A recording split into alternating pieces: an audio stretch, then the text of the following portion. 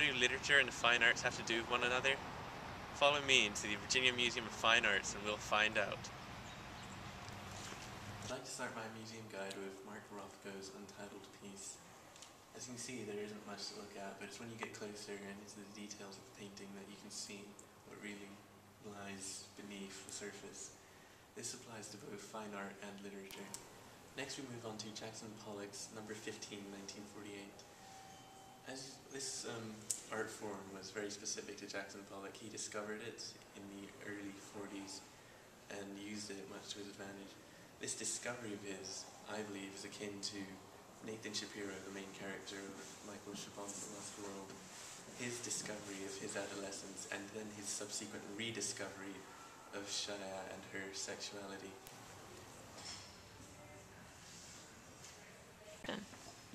Here we have Jennifer Bartlett's 237 Lafayette Street. You can see there in this painting that the inner center of the house has been shifted in every single picture. I find this very relevant to Michael Chabon's The Lost World, as with Nathan's stepfather, Ed, coming into the picture, you can see where he comes in and brings in his non-Jewish cultural values and such, that the shift in Nathan's home changes him and helps him grow, helps him become an adult. And you can see that loss of domestic space, that change in domestic space, I think was a really important underlying theme.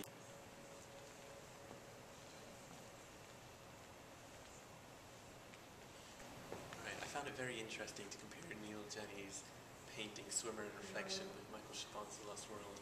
I mean, as you can see in the painting, the swimmer and his reflection both seem to be, well, reflecting on what they're doing.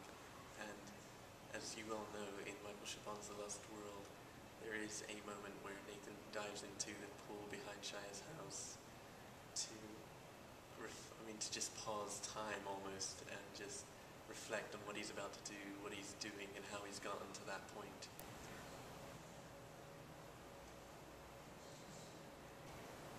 Here we have David Sal's Goodbye Dean. I thought this painting perfectly represented the Michael Chabon story, The Lost World, as you can see there's elements of isolation. The painting is supposed to represent a breakup on the part of David, the artist, and that reflects quite well with what we read and what we've discussed, and the many themes present in Michael Chabon's The Lost World, as with Kaya leaving and the heartbreak that gives to Nathan and his whole desperation, the desperation he feels waiting for her letter that he ends up losing. I found this Picasso work, Pigeon on a Perch, very interesting to use in comparison to Michael Chabon's Lost World. Though very little known, this work, as you can see, it's a bird, and birds are very important in the Lost World as they represented the inhabitants of Shaya and Nathan's lost world that they created together in their childhood. And as you can see, the bird here is now alone in the darkness, much like Nathan is when Kaya leaves. I mean, his going into her bedroom that night reawakened all these feelings, all these emotions, all these memories, and I feel this bird perfectly represents Nathan and his isolation. This painting, Dark Floral by Clary Smith, I thought represented quite well a bright spot in isolation, in darkness. To relate this back to Michael Chabon's The Lost World, one can see the bright spot, the flowers themselves, as the letter that Nathan receives from Kaya and his father.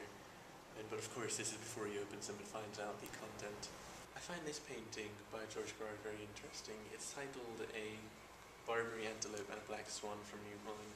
Now normally these two creatures wouldn't be seen anywhere near each other as they're from different continents entirely, but as you can see, they're put together in this painting, and both of them seem startled, shocked, and ready to fight each other as a consequence of that.